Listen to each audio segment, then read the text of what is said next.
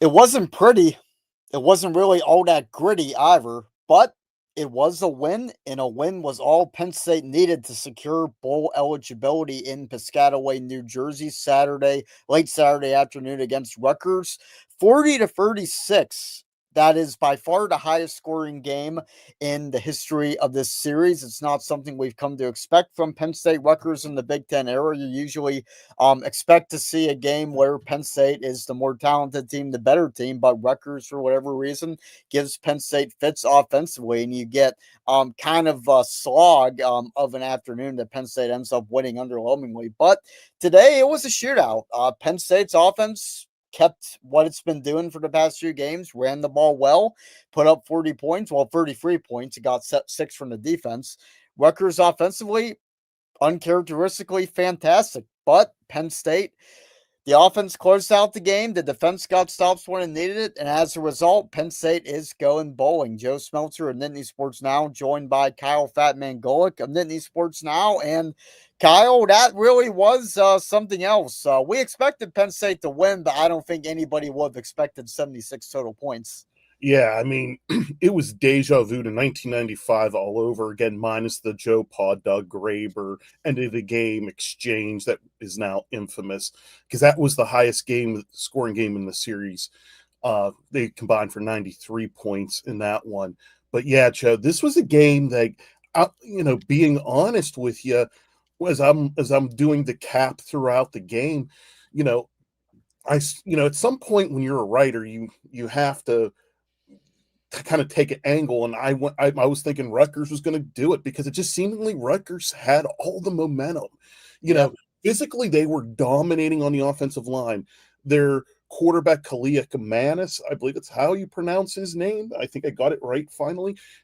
He was like Fernando Mendoza. He was like those quarterbacks that all throughout the season that haunted Penn State.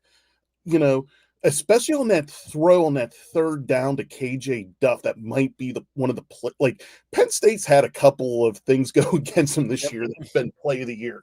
But this game, Joe, this was the ultimate character win for this team. I mean, for a team that had been with so much going for them, then so much setback. This was a game apropos of their season. It was a game that they needed to fight to win and show that they were willing to come out on top, Joe. It was very, very satisfying to say the least, but it was something that in my mind was befitting of the season to a T. Yeah, and I'd be lying if I told you that I was expecting to tip my hat to the defense as of late in the fourth quarter, so about a half hour before this recording. This had been and I'm sure the defensive players, which are probably talking to the media right now or getting ready to talk to the media, they'll be the first to say it wasn't our best day. You give up 36 points to Rutgers. There's a lot of problems there, but a key issue, Kyle, this whole season has been Penn State's defense not being able to close out games. Needed one stop to beat Oregon, didn't get it done. Needed a stop to beat Northwestern, or at least put the offense in a good position to close it out against Northwestern. That didn't happen. Was one stop away from beating Iowa, potentially one stop away. They had a fourth quarter lead. Was one stop away from beating Indiana, and none of those things. It just never fully came together. But today, you mentioned the KJ Duff catch. When that happens, you're thinking like, oh man, it's going to be like Indiana in those other games all over again. But Penn State was able to bear down, had a little luck on the possession before with Amari Campbell's miracle touchdown with that phantom fumble by Cal Kamakis. I still don't really know what that was, but that was a lot of luck for Penn State's end. But that last possession, man, it would have been real easy to get discouraged after that catch, but Penn State was able to bear down, stop Rutgers from getting a first down on, I think it was a 3rd and 4. Wheatley made a great tackle, and kept it to a 4th and 2 or 4th and 1. I think it was 4th and 1, and then Penn State was able to get a stop, and the offense took it over from there. But yeah, a lot of problems with defense. I don't want to give it too much credit because you give up 36 points. There were a lot of problems, as I said, but at the same time, we've criticized this unit for not being able to close the door, even going back to last season with Tom Allen. In some big moments, Penn State's defense wasn't able to get it done. But when it came down to rise to the occasion, preserve a lead or take the lead in the case of that touchdown, Penn State's defense did its job. Yeah, I mean, sometimes, and this is one of the few times that I felt that Penn State this year, and, we can even go back and look at a few other games, I mean, I would argue there were times like USC last year, even Minnesota, where it was one side plummeting, one side didn't, and et cetera. Today, it just seemed like, look, the offense knew it had to carry its weight to a point. When the offense got to a point where it just couldn't do anything, the defense did what it absolutely needed to do at that time. And the offense was able to respond in a way where we can close this out. Like, that's, I'll be honest with you, Joe. If the offense gets a first down against Indiana, they upset. We're not talking number 1, number 2, Ohio State, Indiana at the Big Ten championship game. Penn State's getting their 7th win of the season here today. This was lessons learned from that, where the offense had to realize, look, it can't just rely on the defense. I mean, we can count on how many times over the years where we're like, okay, the defense has like a lead to work with, and they should just make the stop. That's what they're supposed to do. Well, sometimes what you're supposed to do doesn't happen. And the offense did what it had to do. I think Terry's, I'm being honest with you, I'm probably as conservative, and hence why I'm a writer and not a coach. I would have kicked the field goal at 104 remaining in the game to have the 7-point lead. But Terry Smith saw the situation.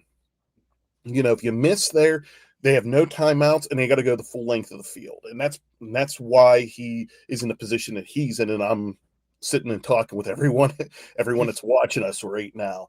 But the defense, it was very complimentary on all 3 phases, even on special teams. It was real well done. Like I said, it's, we can nitpick at the defense all day long. And like, even in my recap, there's a sense that I pick a little bit on Deny, a little bit being physically handled by Antoine Raymond at times. But I'm going to tell you what, it was because Deny kept playing the game. And sometimes this is what players will tell you. You can't let what happened previously, if you're still in the fight, you're still in the fight. So what happened previously doesn't matter.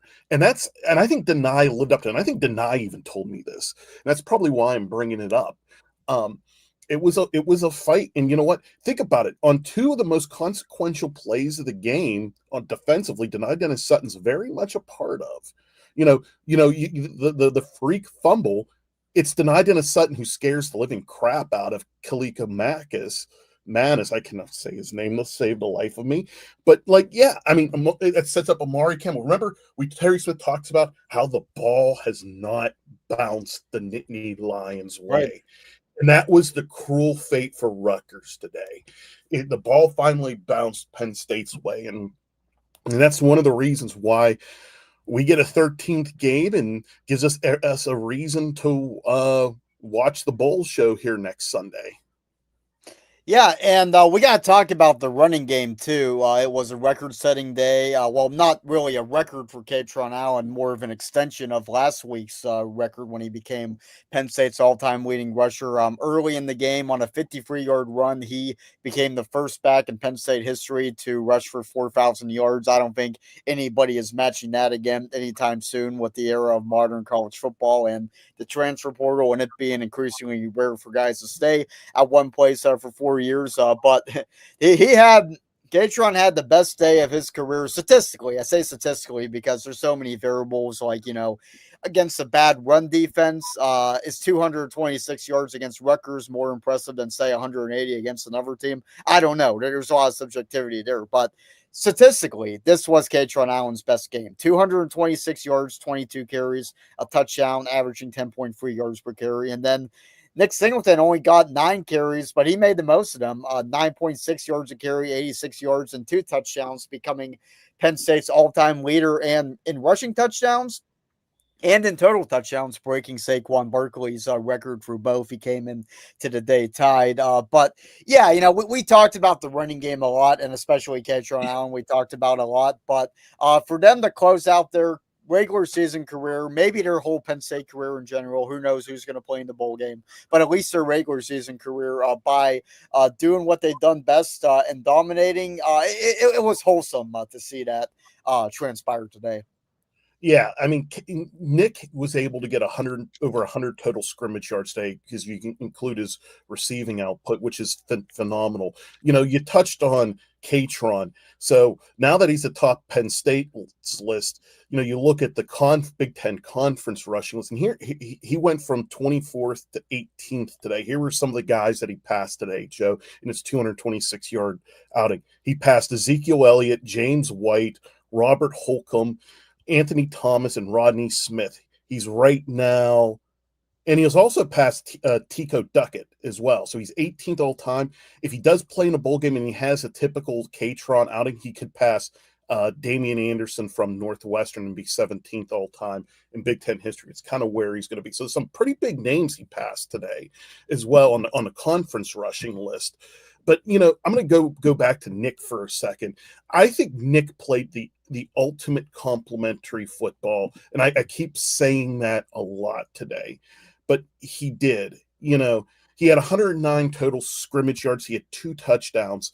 And, I mean, in the 11 touches that he had, he was impactful. And then he was also impactful on special teams as well. He had a long return negated by a holding penalty.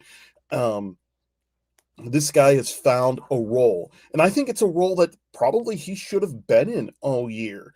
I think there was opportunity to leverage Nick, and I think you can go read this back in a lot of my other columns and articles.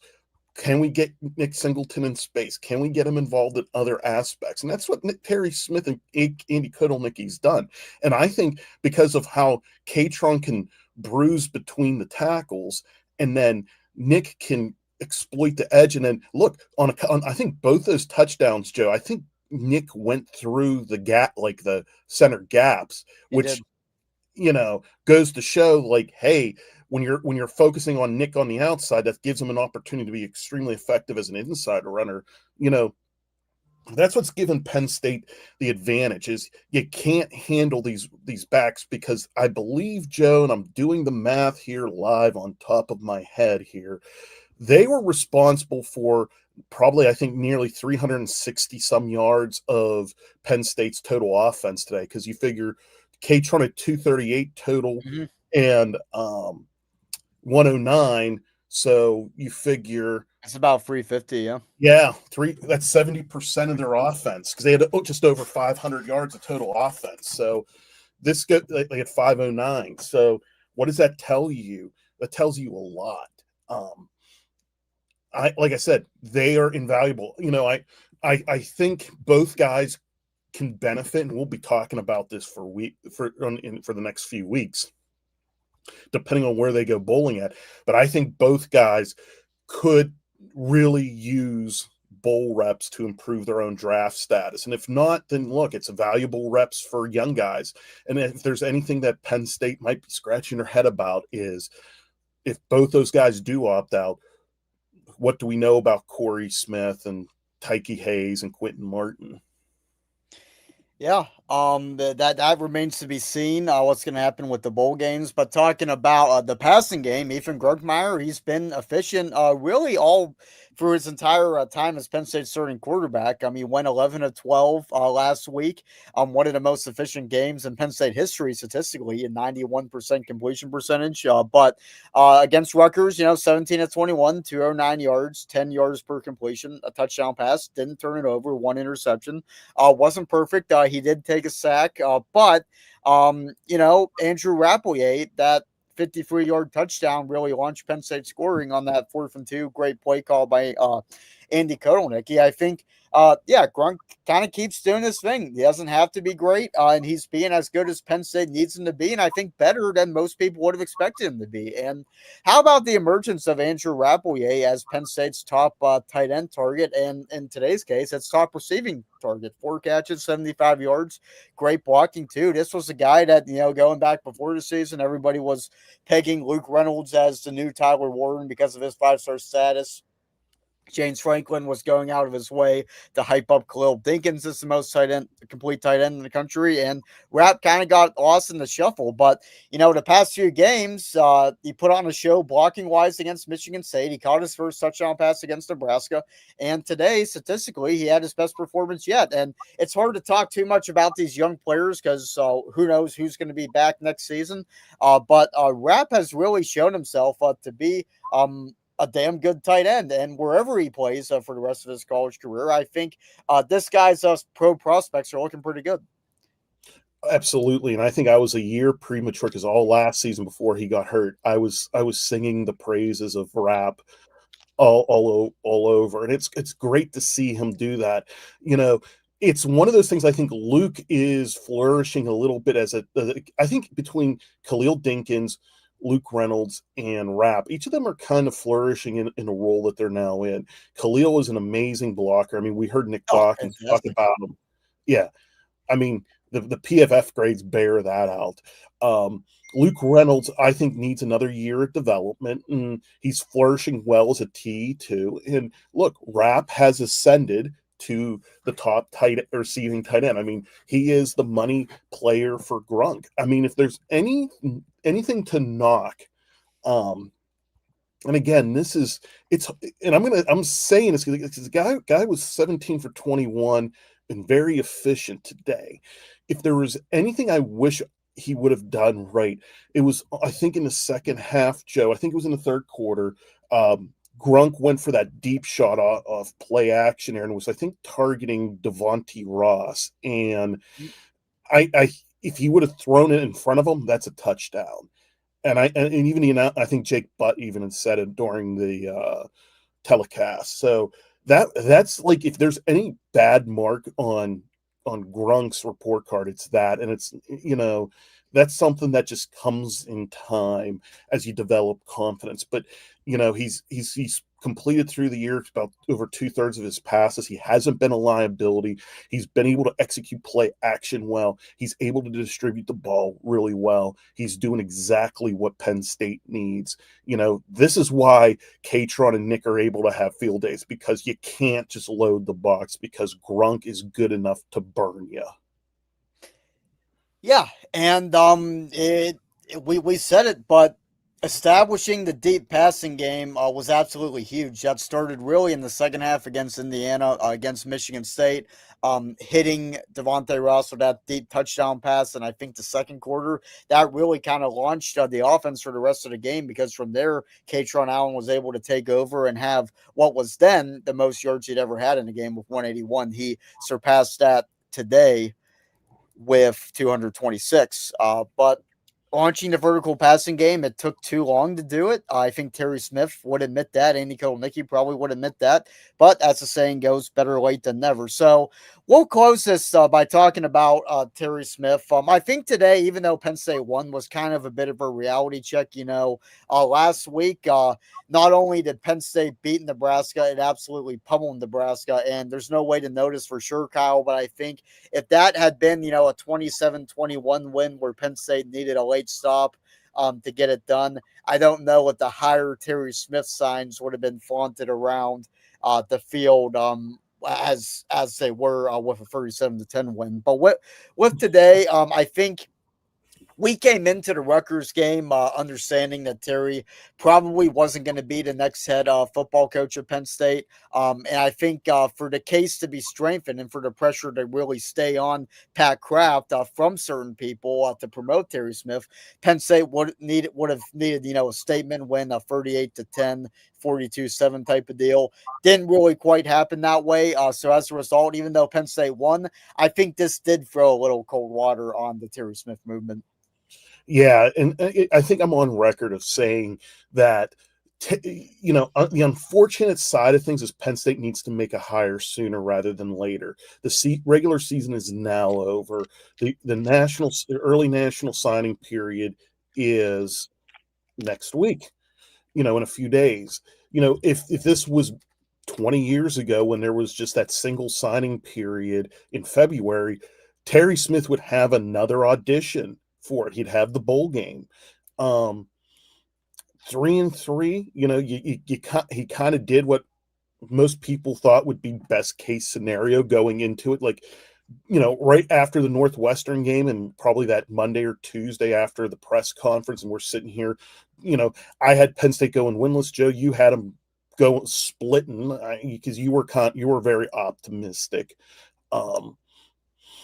He's in best case scenario for most people. So it's how much do you weigh the moral victories? How much do you weigh things going forward? And I would implore and encourage those watching tonight to watch our thing that Mike Ostie from our sister outlet West Virginia Sports Now had on with the emotional hiring of a coach with Bill Stewart come on to kind of gauge where they feel.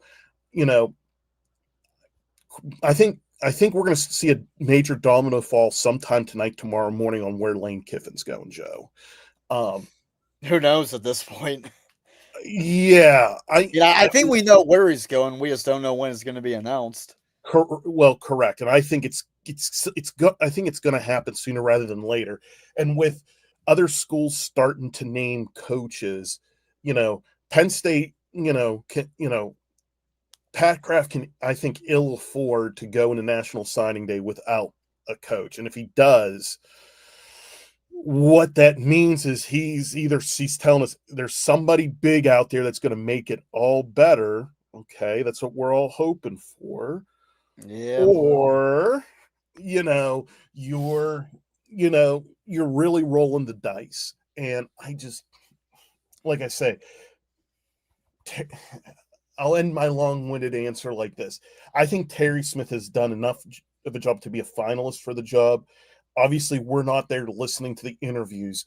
So that's the only reason, unless he's answering in a way that's extremely impressive to Pat Kraft, that's the only thing we don't know, Joe. Mm. He's about as high as he can get for me. But teasing, pending when the Kiffin domino falls will be when my next hot board comes out, because that'll be right around when we will probably have another proper gauge test, teasing an article. But yeah, I think he's at right where he's at. I think he's on the outside looking in, but he is damn close. But I will say this, Joe, and before I kick it back to you, if the longer Kraft drags this, so if he doesn't name a coach, and I'm just going to say this, Monday, if we're not hearing like a coach being announced, it only bolsters Terry's chances to being named head coach, because the longer it drags, the more you need to find more of a sure thing and a safer pick. And that's Terry Smith written all over it. Yep, the Auburn-Alabama game could end up having implications on Penn State's search. That's just started. But the next time we go on the air, we're not going to be talking about Penn State-Rutgers. We might have a coach in-house by then. We might not. We shall see. But until then, for Kyle Fatman Golik, this is Joe Smeltzer signing off. Stay tuned for our coverage from Penn State-Rutgers on Nittany Sports Now. Final score, Penn State 40, Rutgers 36. Good night, Canada.